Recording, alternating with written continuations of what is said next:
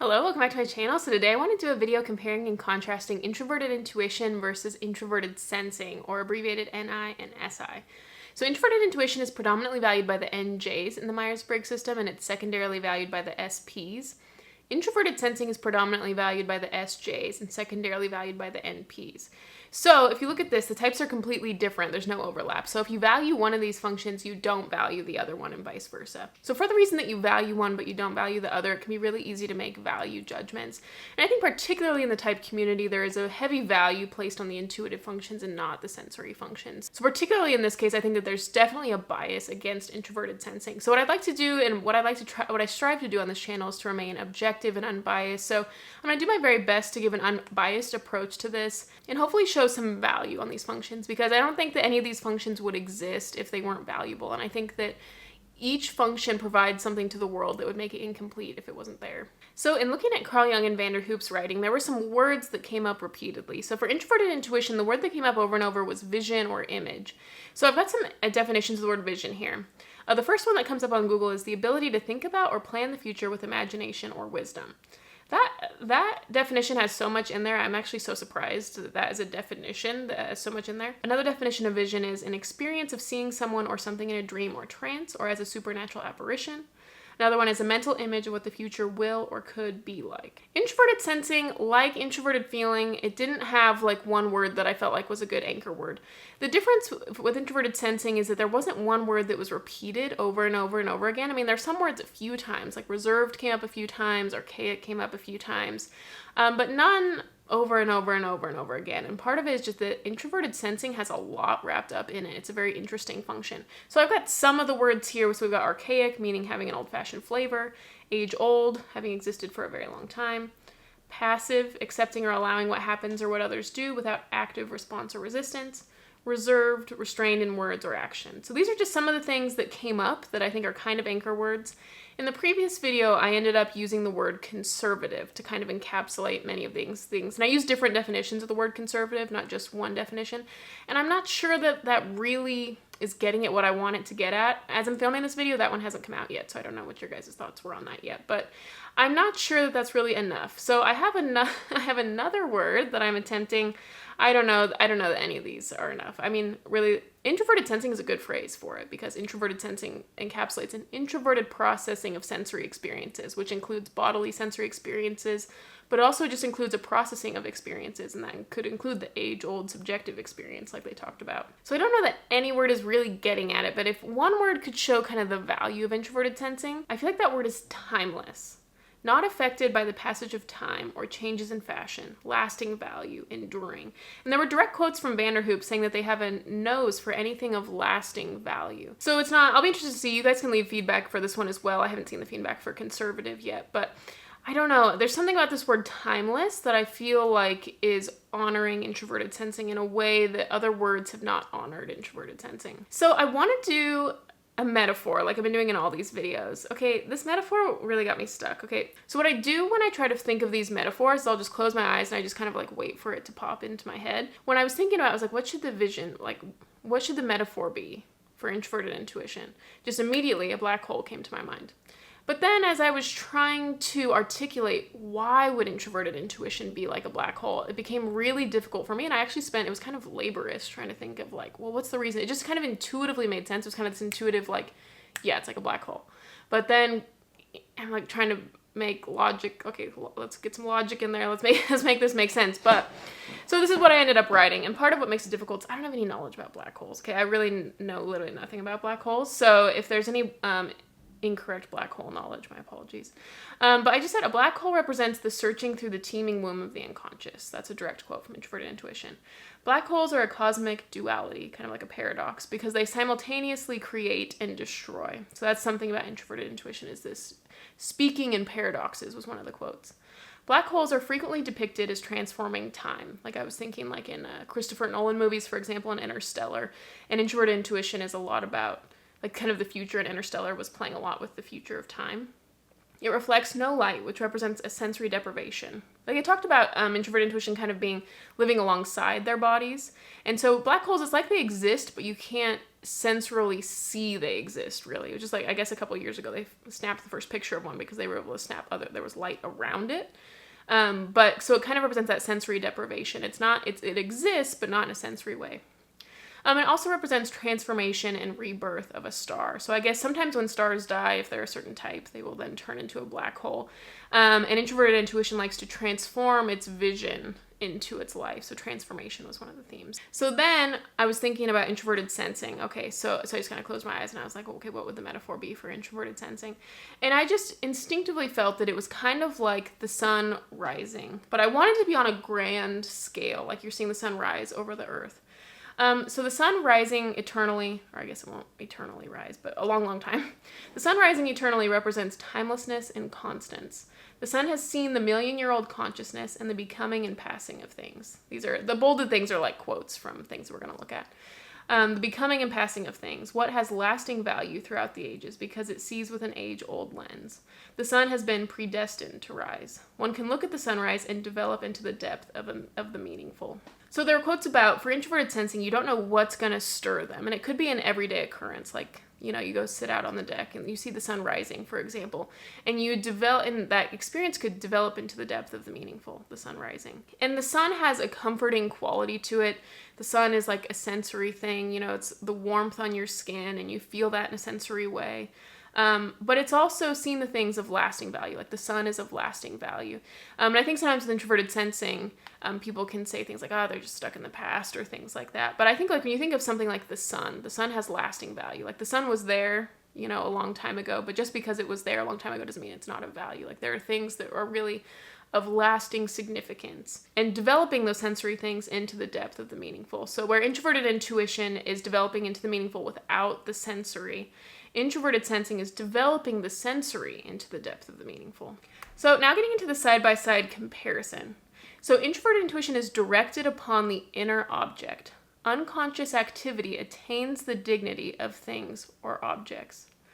Introverted sensing concerns himself with the subjective perception released by the objective stimulus. So introverted sensing is looking at an object. There's some meaning released from the object, which they filter through whatever meaning that they make. And that's what they're focused on, attaining all the meaning in the objects. Introverted intuition is completely shut off from what's happening externally. And it's like there's a picture or like a movie happening inside, and that's what's happening. It's not making meaning from the external, but it's just there's something completely different happening internally that attains the dignity. It's as if this movie that's happening inside is what's really happening outside. Introverted intuition will foresee new possibilities in a clear outline, as well as the event which transpires. And there were quotes about prophetic prevision. These are all direct quotes, by the way. I just copied and pasted these from, most of these are Carl Jung's work specifically. Introverted sensing sees the becoming and passing of things, clings to subjective perception as a million-year-old consciousness might see them. So they both play with time in a certain way, both attaining meaning through a processing of time. So introverted intuition, which is seeing these things inside and following this outline of what's going to be happening. And it talked about in the quotes that they could be wrong. Like the images aren't necessarily right. But regardless, they're seeing this movie and kind of this prophetic prevision, things that are happening. So it's very future-oriented exclusively. Introverted sensing sees the becoming and the passing of things. So it's seeing as this trend rises up and as this trend goes away, or as this trend rises up and it stays. And it's seeing the becoming and the passing of things.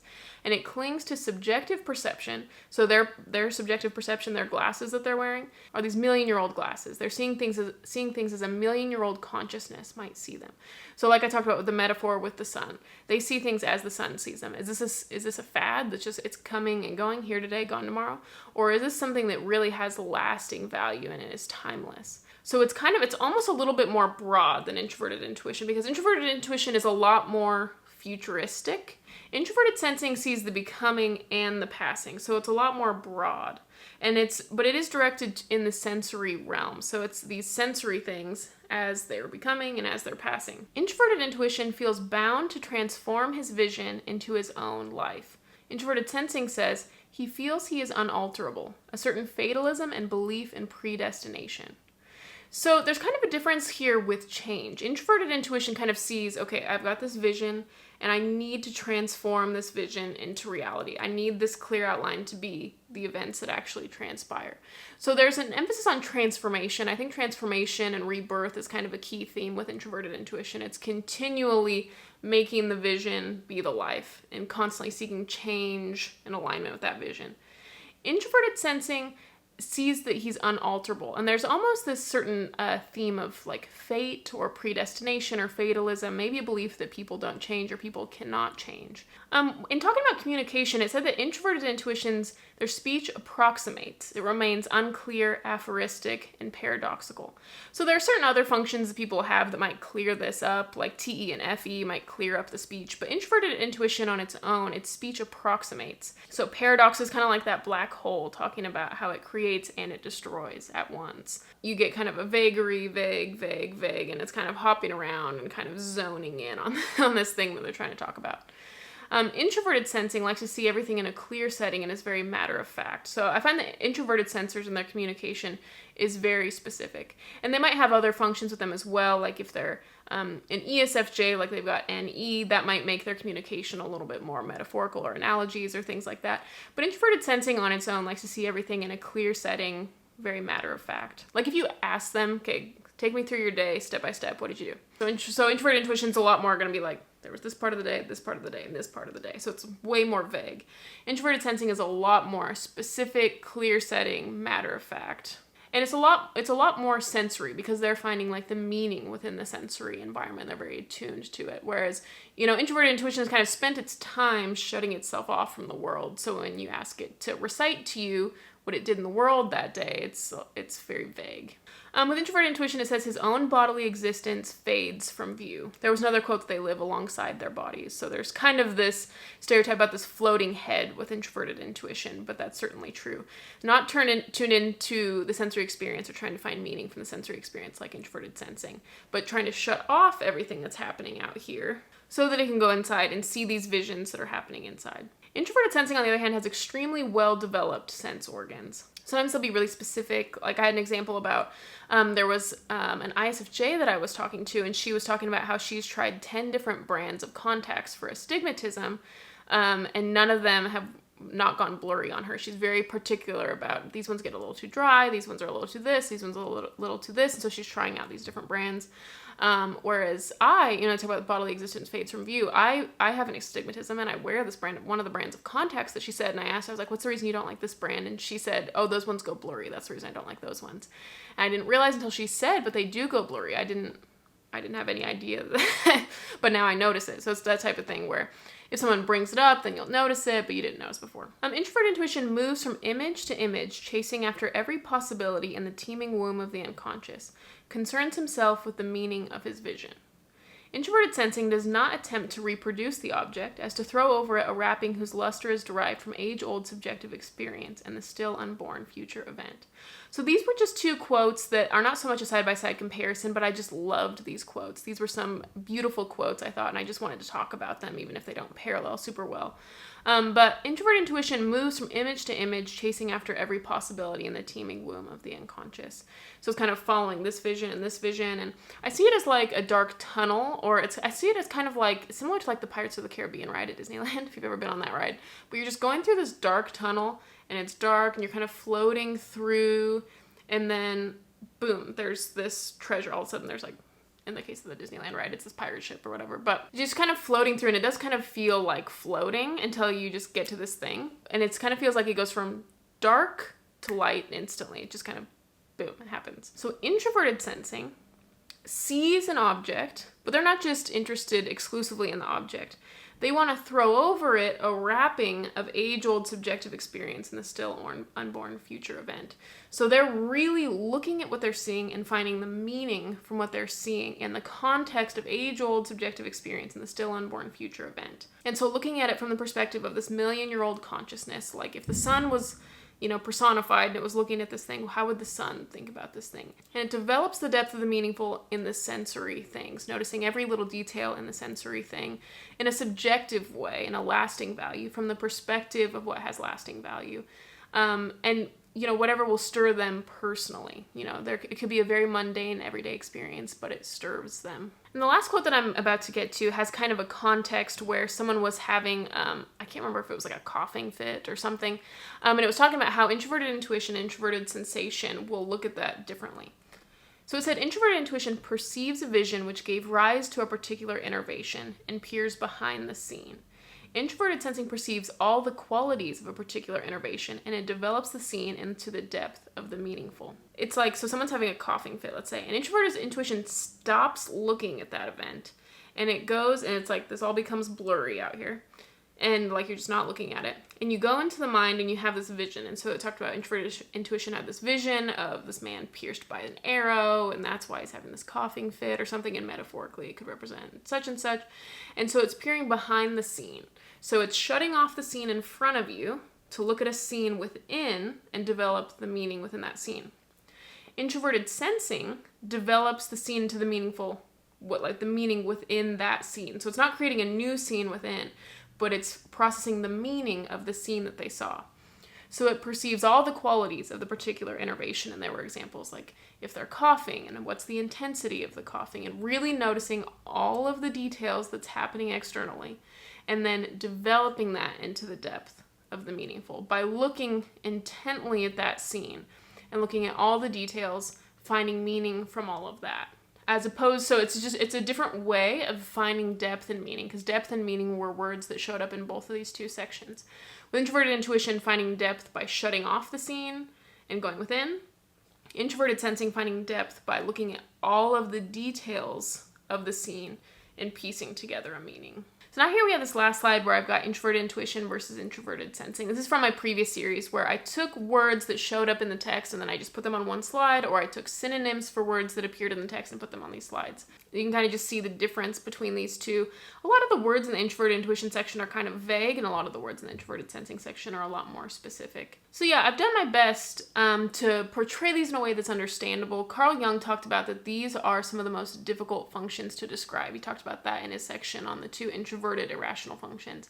That it's very difficult to describe these because they're within and they're of this perceiving nature, that it becomes very difficult to observe. So in the description box, I have a playlist for each of the personality types. If you want to see all the videos that I've made that could apply to your personality type, you can check that out. As well as I did deep dives on introverted intuition and introverted sensing. They're like 45 minutes long, deep dives going through Carl Jung and Vanderhoof's quotes. So if you're interested in those, I will have those linked in the description box as well. So yeah, thank you so much for watching. Bye.